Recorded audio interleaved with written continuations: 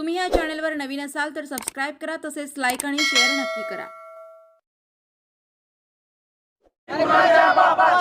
आरक्षण आमच्या हक्काचं नाही, कुणाच्या बापाचं. कोण म्हणताय देत नाही, कोण म्हणताय देत नाही. मराठा समाजाला आरक्षण मिळावे यासाठी मनोज जरांगे पाटील यांचं आंदोलन सुरू आहे. अंतरावली सराटी येथे तसेच गावोगावी साखळी उपोषण चालू आहे. काय सांगाल त्याबद्दल?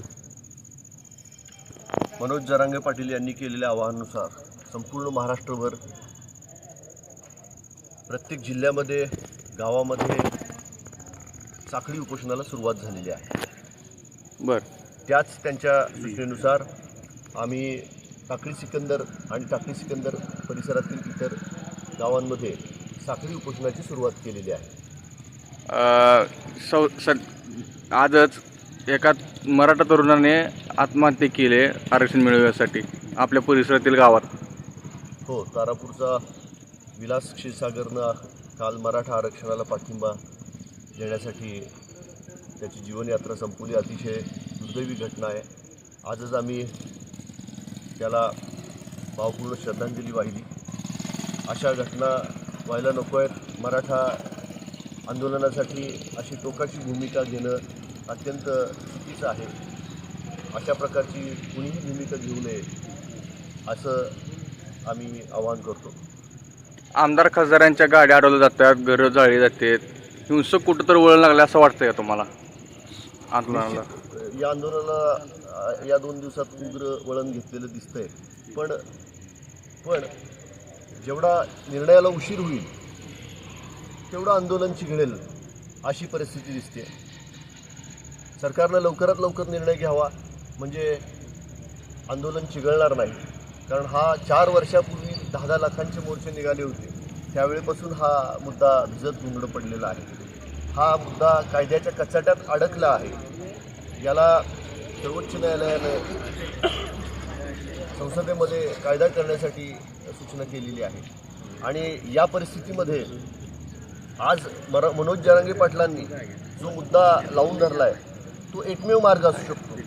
मनोज जरांगे पाटलांनी सरसकट मराठ्यांना हिंदू कुणबी असा दाखला द्यावा अशी जी भूमिका घेतलेली आहे तो एकमेव आणि रास्त मार्ग आज हे आंदोलन थांबवण्यासाठी असू शकतो. त्यामुळं सरकारनं यावर विचार करून सरसकट मराठ्यांना हिंदू कुणबी दाखला दिला तर हे आंदोलन थांबेल. मनोज जरांगे पाटील यांची दिवसेंदिवस तब्येत खालावत आहे. काय सांगाल? अतिशय काळजीचा मुद्दा आहे. सरकारनं पण या बाबत काळजी केली पाहिजे. मनोज जरांगे पाटलांसारखा मराठा समाजाचा दैवत बनलेला व्यक्ती त्याची तब्येत खालावत चालली आहे आणि जेवढी प्रकृती खालावत जाईल तेवढा जनप्रक्षोभ वाढत आहे. मराठ्यांच्या भावना तेवढ्या उफाळत आहेत आणि त्याचं पर्यवसन उग्र आंदोलनामध्ये होत आहे. त्यामुळं सरकारनं लवकरात लवकर निर्णय घ्यावा असं मी आवाहन करतो. समाजाला आरक्षण मिळेल असं वाटतं का? निश्चित मिळणार. अभी नहीं तो कभी नहीं. एवढ्या मोठ्या स्वरूपात आंदोलन होत असेल तर लोकशाहीमध्ये लोकांच्या भावनांचा विचार करणं अतिशय गरजेचं आहे. एवढ्या मोठ्या जनसमुदायानं एवढ्या मोठ्या प्रमाणावर जर प्रदर्शनं केली असतील, निदर्शनं केली असतील तर लोकभावनेचा आदर करत हा निर्णय सरकारनं लवकरात लवकर घेणं अत्यंत गरजेचं आहे. आणि हे जनजीवन विस्कळीत होऊ नये यासाठी सरकारनं सरसकट मराठ्यांना हिंदू कुणबी असा दाखला दिला तर सर्व मराठ्यांचं समाधान होईल आणि हे आंदोलन जरांगे पाटील थांबवतील असं आम्हाला वाटतं. मराठा समाजाला आरक्षण मिळवण्यासाठी गावोगावी महाराष्ट्रात साखळी उपोषण सुरू आहे, गावबंदी आहे. काय सांगाल? काय वाटतं मला समाजाला आरक्षण मिळेल? समाजाला आरक्षण हे मिळणार आणि समाज हा सरकारवर दबाव टाकून आरक्षण घेणारच. पण जी जरांगे पाटलानं जे गावोगाव जो वनवा पेटलेला आहे तो सरकारला, राज्य सरकारला असो, केंद्र सरकारला असो, हे काही एवढं सोपं जाणार नाही. त्यामुळं हे जे मराठ्याचं उठलेलं जे आगमोहळ आहे ही कुठल्याही सरकारला संत बसू देणार नाही. आरक्षण हे आम्ही सर्वसामान्य मराठ्याच्या जीवावर घेणारच. कारण अनेक वर्ष निवडणुका येतात जातात, परंतु समाजाला आरक्षण मिळावं आणि आम्ही देणार हे सरकार याच्या अगोदर बोलतात. आता तर त्यांचं सरकार आहे. आता कसं आहे, निवडणुका येतात हे निवडणुकापुरतं नाही, का तर ह्या समाजाला नेताच असा मिळालेला आहे की न भूतो न भविष्येतू. ह्या जगात असं कुठलंच एक असं ही झाली नाही की सभा झाल्या नाही, मोठे धार्मिक कार्यक्रम झालेला नाही, अगर कुठल्याही जातीचाच असा की एकाच ठिकाणी एवढे लोक आले नाहीत की असं एक निस्वार्थी नेतृत्व मिळालेलं आहे. त्यामुळं इलेक्शन हे आमच्या दृष्टीनं गौण आहे. आम्हाला समाजाचा विकास पाहिजे की सर्वसामान्य ज्या मराठा समाजात जे सर्वसामान्याची काय जी व्यथा आहे ती व्यथा गरजवंताला काय म्हणते ती की गरज असल्यावर अक्कल नसते ती कितीही कष्ट करतं. त्यापैकी एक आमचा भाग आहे. हे आरक्षण घेण्यासाठी आम्ही हे असे कितीतरी सरकार तोडवून सुद्धा आरक्षण घेणार आहे. राजकारणाचा अग्र येते, इलेक्शनचा काहीच परिणाम आमच्यावर होणार नाही. आरक्षण कुठून मिळलं असं वाटतं, राज्य सरकारकडून का केंद्र सरकारकडून? आरक्षण हे लवकर द्यायचं असेल तर केंद्र सरकारनं आमचा विचार करायला पाहिजे. जर राज्य सरकारला सुद्धा जे काही सत्य आहे ते सत्यता पडताळली तर राज्य सरकारला सुद्धा आरक्षण देता येते. राज्य सरकारनं राज्यपालाकडे मागणी करावी, एक दिवशी अधिवेशन बोलावं, एक दिवशी अधिवेशनात खास कायदा करावा. कायदा केल्यानंतर त्याला कुठल्याही प्रकारच्या अडचणीच येऊ शकत नाही. त्यामुळे राज्य सरकारला द्यायची सुद्धा काही सुद्धा अडचण नाही. ओके. मराठा समाजासाठी मनोज जरांगे पाटील अंतरावली सराटी येथे उपोषणास बसले आहेत. त्याची दिवसेंदिवस तब्येत खालावत आहे. काय तुमची भावना आहे? मनोज जरांगे पाटील हे मराठा समाजासाठी आरक्षण मिळालं पाहिजे. मराठा समाजासाठी जी मनोज जरांगे पाटलांची जी मागणी आहे ती पूर्ण समस्त मराठा समाजाची मागणी आहे. त्या मराठा समाजासाठी जे मनोज जरांगे पाटील बसलेत त्याने आत्ताच मनोज जरांगे पाटील यांची 6 वाजता पत्रकार परिषद झाली. मनोज जरांगे पाटील यांनी उद्या सायंकाळीपर्यंत सरकारला अल्टिमेटम दिलेला आहे. मनोज जरांगे पाटलांची जी भूमिका आहे ती समस्त मराठा समाजाची भावना आहे. त्यात कुणाचंही दुमत असण्याचं काही कारण नाही. आता ठिकठिकाणी युवक तरुण वर्ग आत्महत्या करत आहे समाजाला आरक्षण मिळण्यासाठी. तर काय भावना आहे त्याला काय तुम्ही आवाहन करताल समाज बांधवांना?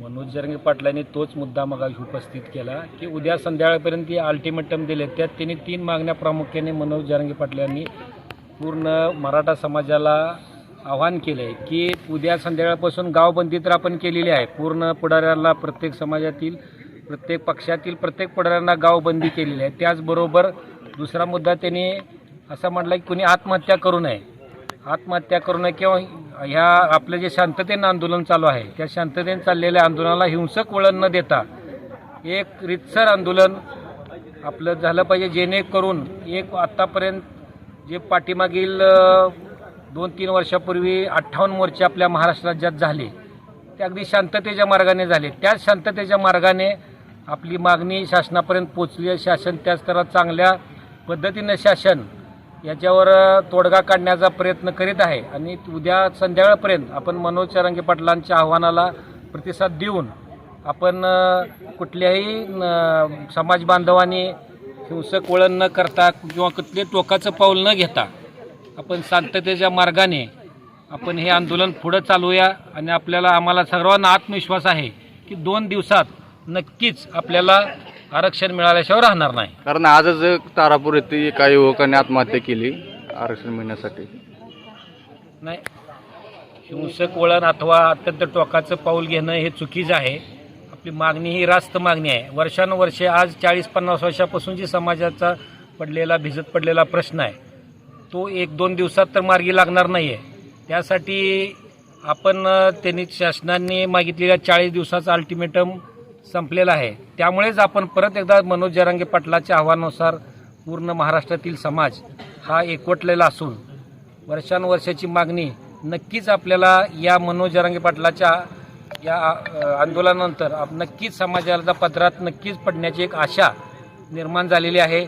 आणि आपण ती आशा बाळगूनच आपण हेही त्यांच्या आंदोलनाला पाठिंबा देऊन आपण ही साखळी उपोषण मी सांगितले जोपर्यंत आंदोलनाला यश मिळत नाही तोपर्यंत शांततेच्या मार्गाने साखळी उपोषण असेल. आता आम्ही उद्या संध्याकाळी कॅन्डल मार्चचं आयोजन टाकळी सिकंदर गावात केलेलं आहे. असे विविध प्रकारच्या माध्यमातून आपण सरकारपर्यंत आपल्या भावना पोहोचवण्याचे काम समस्त मराठा बांधव करीत आहे. समाजाला आरक्षण मिळेल का? आणि जरी मिळालं राज्य सरकारकडून मिळेल का केंद्र सरकारकडून मिळेल? आता ते कायदेशीर बाब आहे. आमचं एवढंच म्हणणं आहे की आम्हाला आरक्षण मिळालं पाहिजे. ते भले त्या कायद्याच्या कसोटीत बसण्यासारखं आंदोलन आम्हाला आरक्षण मिळावं अशी समस्त सर्व समाजाची भावना आहे. त्यामुळे ते भले राज्य शासन देऊ किंवा केंद्र शासन देऊ, वर्षानुवर्ष पडलेला हा बिजत प्रश्न नक्कीच मनोज जरांगे पाटलाच्या या आंदोलनाला यश मिळेल एवढी आशा आम्हाला 100% या प्रसंगी वाटते. काय वाटतं तुम्हाला, आरक्षण मराठा समाजाला मिळेल का नाही? मराठा समाजाला आरक्षण आता 100% मिळणार. बरं. कारण विषय असा आहे की आजपासून 30-40 वर्ष झालं मराठा समाज आरक्षण मागतोय. मागच्या 4-5 वर्षाखाली 20-20 लाखाचे मोर्चे निघले, पण मराठ्याला असा ठोस नेता मिळाला नसल्यामुळं जी सत्तेत बसलेली मगरगट्ट जी मंत्रिमंडळ आहे त्यांनी फक्त मराठी चेष्टा लावली आहे.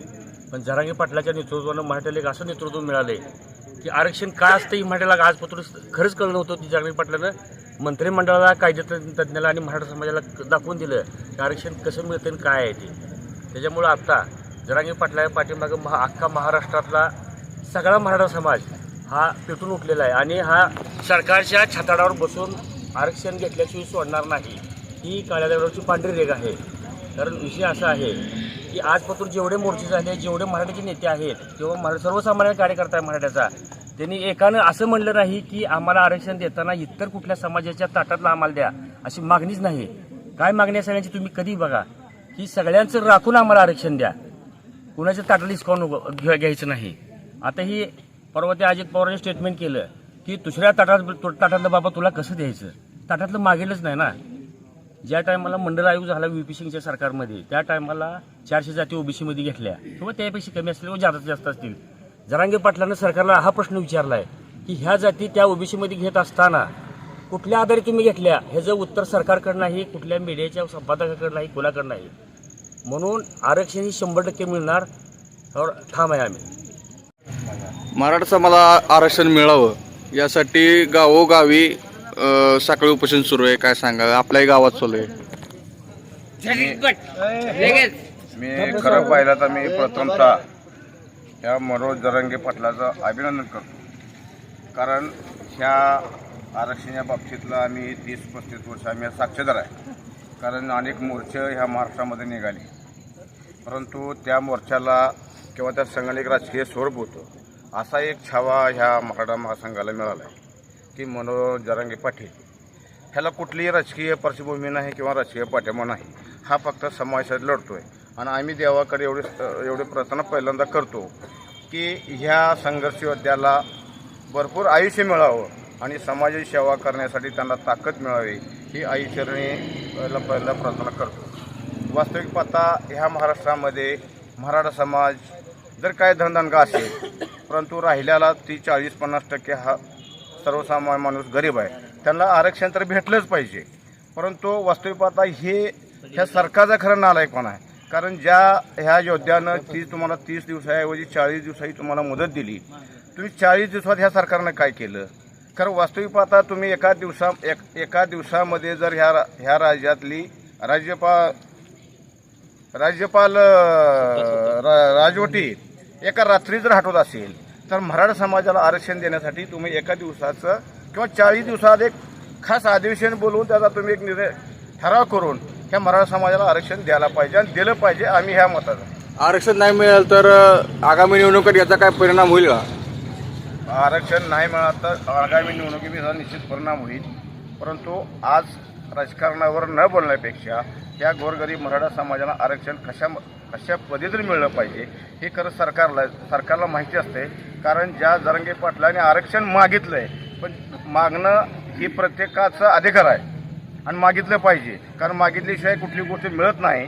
परंतु ह्या सरकारला त्याचा विचार करायला पाहिजे होता की 40 दिवसामध्ये आरक्षण द्यायचं आहे तर कुठल्या मार्फत द्यायचं आहे, कसं द्यायचं आहे, कुठल्या कुठल्या हिशोबातून द्यायचं आहे हे त्याने अभ्यास करायला पाहिजे. एवढी मग त्याची हुशार लोक त्यांच्याकडे आहे ती सरकारकडे.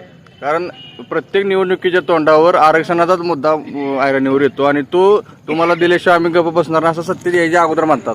हे काय आता तर सत्ता आहे त्यांची. हे राजकारणातलं हे जुमलेबाज सरकार आहे. म्हणजे प्रत्येक पुढाऱ्याचं तेच आहे, प्रत्येक समाजामध्ये भांडणं लावायचं आणि आपली सत्ता आली का त्याला फक्त खुलवत ठेवायचं. ही प्रत्येक वेळा ही भूमिकाच आहे यासारखा राज्यकर्त्यांची. मी कुठल्याही पक्षातला असू द्या, म्हणजे तुम्हाला आरक्षण देतोय किंवा तुमचा शेतीचा माल असेल, शेतीचा भाव असेल, हे फक्त निवडणुकीपुरतीच आश्वासन देत आहे. आम्ही ह्याच मतात आहे की इथून पुढे मराठा समाजाबरोबर ह्या महाराष्ट्रातली सर्वसामान्य जनता कुठलाही समाज असेल त्याच्या पाठीमागे खंबीरपणा उभा असेल.